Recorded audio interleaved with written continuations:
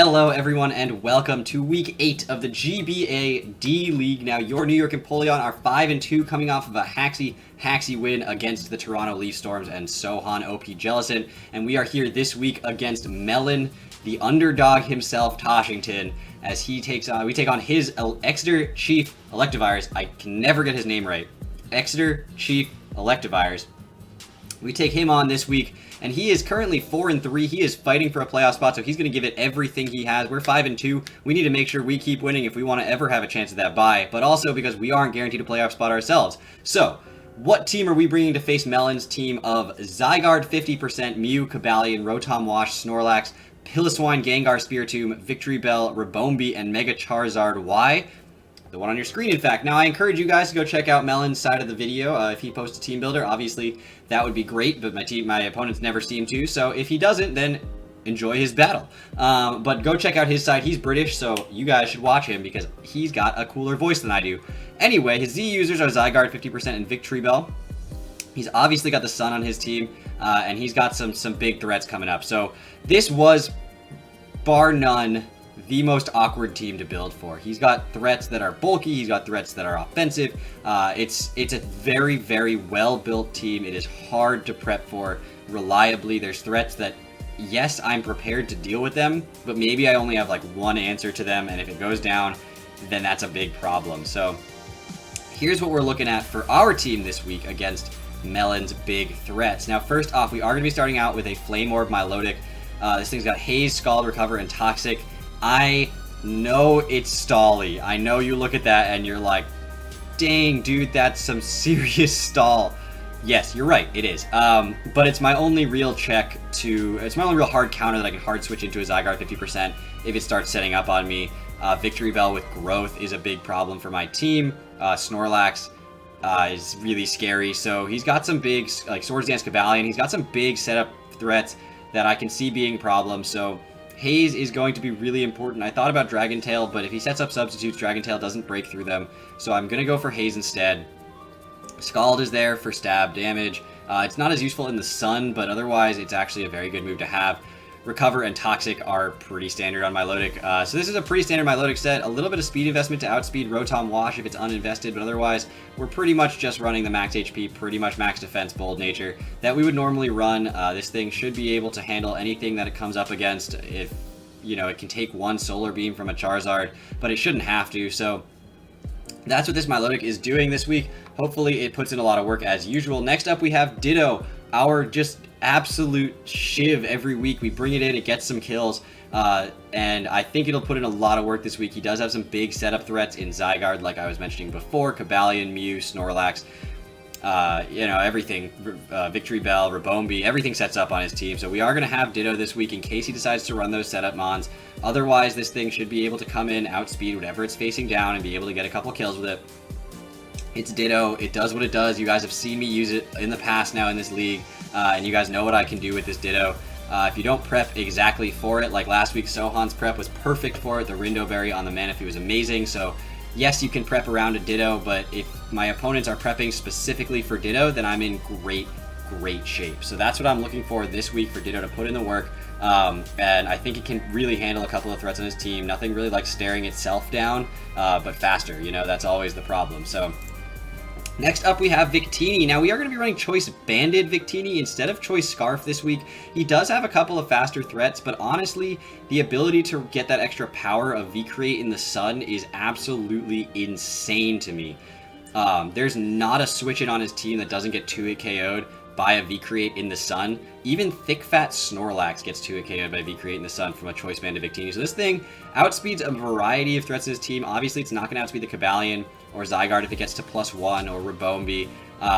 But at the same time, I'm not thinking that the speed from a Scarf would be that necessary. So I think that he might go on the prediction that I am Scarfed, and we are just going to dent something. Hopefully V-Create in the sun. I mean, this thing's a pretty safe switch into Charizard no matter what.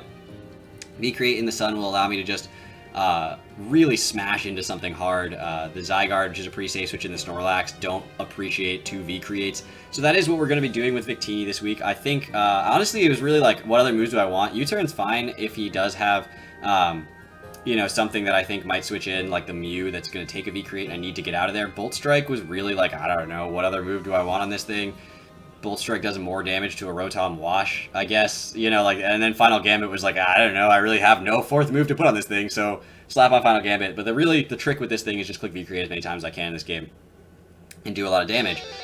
Now, he's got the Sun, so we're going to be bringing our Gigalith. We dropped Excadrill, and we're bringing the Sand the following week, which is pretty funny to me, but we will counter his Weather with our own. I think Sand countering Sun is really good if he does decide to run Solar Beam for the Milotic, and this thing can handle Solar Beams in the Sand super well. Shuka Berry allows me to take this 1,000 arrows from Zygarde 50% easily. It allows me to take Earthquake from a Snorlax easily. Superpower obviously hits the Snorlax. HP Ice is there for the Zygarde. Now we're running a min speed nature, not min special attack nature, and the reason for that would be that Hidden Power Ice can break a substitute on a Zygarde as long as I'm not running a minus special attack nature. So it does about 30%, 30 to 40% to a Zygarde. So I think that the ability to have this thing in on the Zygarde with the Shuka Berry, and then click Hidden Power Ice if he tries to set up a sub, and if he doesn't, if he tries to set up a D-Dance, get another like 45% off, take any one hit from it, hit another one, he's going to go down. I think Stealth Rock is really important this week, obviously with him having the Mega Charizard Y, it's huge, but otherwise it's just good for chip damage. Stealth Rock plus 2 Hidden Power Ices does almost 100% to his Zygarde, so if it's not invested at all and I get some max rolls, so that's obviously what that's there for. Now we're running max defense, not a lot of special defense, so if he does decide to have something like a Victory Bell that's specially invested, or Gengar with a Giga Drain or something, then yeah, I'm going to take a lot of damage, but the Sand helps me out with my special defense, so I don't have to worry about it too much, and I love having the physical defense to be able to take the hits from the Zygarde much, much better. Now, I do believe that the Weather War this week isn't that vital. The rest of my team actually really doesn't appreciate Sand. It's just that except for Victini, they really don't appreciate Sun. So I want him not to have the Sun freely, so that's how I'm going to be using my Gigalith. It's kind of an anti-Charizard Pokemon. Victini is also sort of like an ability to switch it in early in the match against Charizard, such that Charizard's going to think Victini is the switch into it, and then I go into my Gigalith, set up the Sand, and then he doesn't have a way to bring the Sun back without switching his Charizard out, which gives me a free Stealth Rock, or a free Hidden Power Ice, or Rock Blast, or whatever I want to do. Now next up, we do have Tornadus. Tornadus will be my Z user this week. Fightinium Z, knockoff superpower, taunt, defog, max speed allows me to outspeed Gengar, otherwise knockoff hits the Mew, hits the Gengar, hits anything, nothing appreciates knockoff, and a Fightinium Z superpower should take out a Snorlax and does a huge amount of damage to anything that's not a ghost type on his team, and that's what I want to do, is be able to kill the Snorlax is a huge boon for me, because that thing is so bulky, and if he starts resting and being annoying, it's so hard to break through. So this is my Snorlax answer. Its natural bulk allows it to take non-invested hits from Snorlax, and I can click Taunt if I think he's going to go for a rest or something. I can click Superpower and just hit something really hard. I can defog away rocks. This thing is obviously utility, but it's also going to be extraordinarily important on the offensive side of things. Now, I think this Tornadus can put in a ton of work. He's going to have to wonder what set I'm running. Am I Icy Wind for his Zygarde, knockoff for his Mew, Superpower, obviously, or if I run that Fightinium Z, am I special with Focus Blast? So, I like the ability to make him not sure of what my set's going to be. I think this thing answers a huge portion of his team. So, hopefully, it puts in a lot of work this week. And finally, our pickup, our swap for Excadrill, sort of. I mean, it's sort of our swap for Flygon, but Haxorus is going to be coming this week, not Mold Breaker. I thought about it for the rotom-wash, but the more I did mocks, the more I prepped for this battle, the more I realized Earthquake doesn't do much to his team, except for rotom-wash if I'm Mold Breaker and Cobalion. And otherwise, I should just be clicking Dragon moves every single time. And Cobalion really doesn't appreciate Outrages if I can get myself to +1. So, my ability to click Dragon Claw and Outrage this week is really, really vital. Not locking myself into the Dragon Claw if I do go for it on a Zygarde so that he switches out, goes into something that can take it, maybe the rotom-wash or the Cobalion.